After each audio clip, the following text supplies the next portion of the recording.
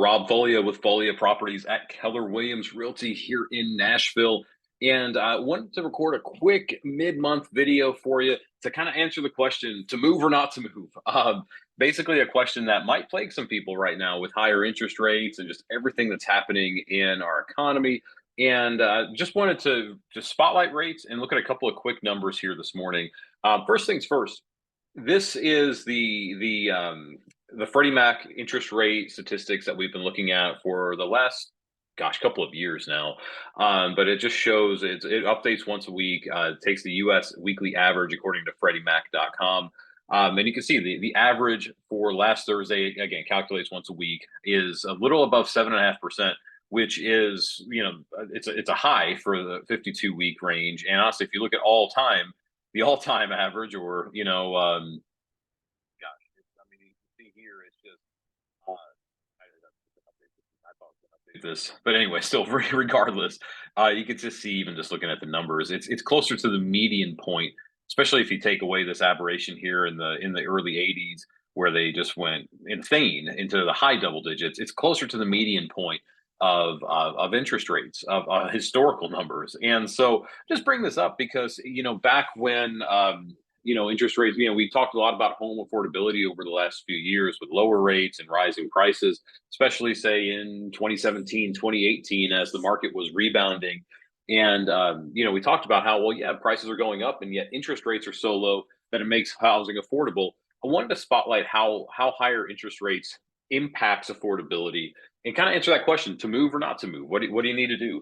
And so let's just look at a couple of statistics. First one right here. This is straight from NAR Research. This is their Instagram page, where they say that mortgage interest rates have inched upwards closer to the 52-year average by hitting 7.57 this week, while some might remember higher. Basically what it's saying is the current mortgage rate means a $2,253 monthly payment for a $400,000 home. That's not a $400,000 mortgage. That's a $400,000 home.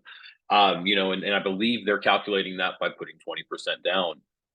Let's add to it a stat that they put out there the week prior when rates inched up to about 7.5%. And they showed that, somebody purchasing the median price existing home of $407,000 is going to have a monthly payment of almost $2,300. That was a 23-week high at the time, a 23-year high at the time, excuse me.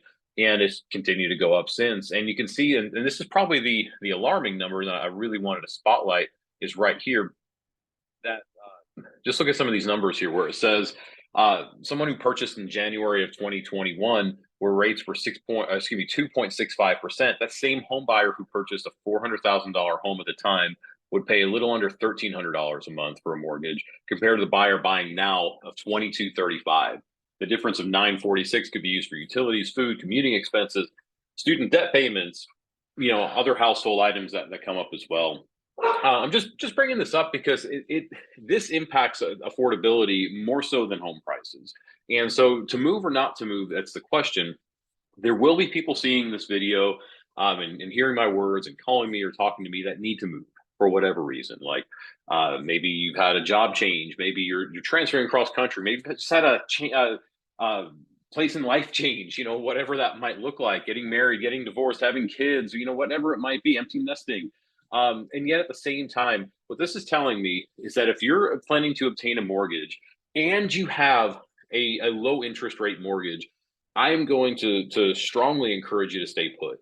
Main reason for that is I do believe that, especially if interest rates never get back to down here, and nobody knows, obviously, we might be having this conversation in 2 years, 3 years, and this might have been a peak and we might be back down to here for all I know. I mean, nobody knows the future when it comes to this. Anybody who speculates that they do, they're blowing smoke. They just don't know.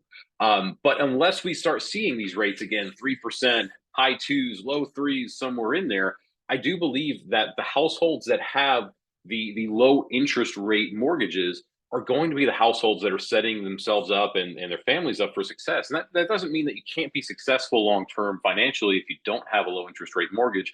But I'm just saying that to honestly to discourage somebody from trading in their low interest rate mortgage for a high one just to get that something new. I just don't think it's going to be in somebody's best interest. Now, I'll also share with you, I do think home ownership is still better than renting as long as the numbers shake out. meaning there will be at some point, a place of equilibrium where it might not make sense. I don't know. I haven't crunched the numbers to tell you what interest rate percentage that is, and honestly, there's so many variables that start playing into that. Meaning, if say interest rates were 10%, and would it make more sense to rent than buy? Well, I guess it's going to depend on rental rates. What would those look like? Again, there's so many variables that would play into that equation.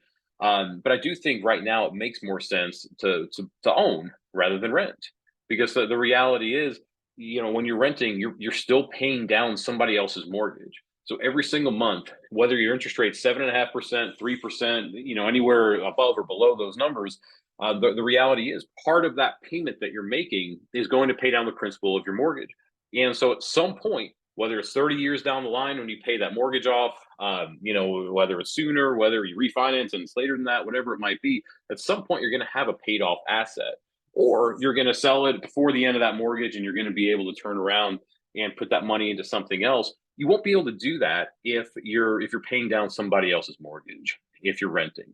So to move or not to move, personally, I believe if you own right now and you have a low interest rate, I can't encourage you strongly enough to stay put unless you need to move. Because again, I think low interest rate households, homes with that low mortgage interest rate, it's going to help them long term. It just you can't tell me, you can't look at this number right here and tell me that it's not. When one household where the only difference in like, say everything was equal, say their income was equal, say all their expenses aside from their house payment were equal, and one household has a $1,000 advantage over another, you can't tell me that $1,000 advantage isn't going to help go for kids schooling or expenses, or whatever it might be, pay down other debts. And so it's going to help you. So again, my 2 cents: if you've got a low mortgage interest rate right now and you don't need to move, I might be sound counterintuitive for someone who sells homes, and yet I'm going to say it: stay put. I think it makes sense until interest rates drop. Stay put unless you absolutely have to move. It's going to set yourself up for a strong financial future if that's the case. If you're paying cash, a whole nother conversation, and we can reach out. You can reach out to me about that. We can discuss what that might look like, because I do think there are some opportunities for people paying cash, people who might have a ton of equity in their home and they're looking to only finance 20% of a purchase, and maybe they're again, there's a lot of different variables, a lot of different things we could go into there. But point being, if you're going to be like most home buyers, putting 20% down, 10%, 5%, 30%, and you have a low interest rate mortgage right now, again, to move or not to move, my answer to that would be stay put unless you have that change of life circumstance and you need to move, because some things are going to happen, and that's just is what it is. And if you're renting, again, for me, it's still buy, and yet at the same time that gap is closing a little bit. But we'll keep looking at that and monitoring that. And if you have any questions, as always, reach out. You can, if you're getting this in your email and you have a question, just hit that reply button, and I'm happy to be of assistance, happy to help however I can. If you have a question, you can always give me a call, 615-238-7578, or send me a text. If you're seeing this on social media and you have a question, just hit that PM button. I'm happy to answer and just help however I can. And guys, until next time, thank y'all so much. We'll talk soon. Thank y'all.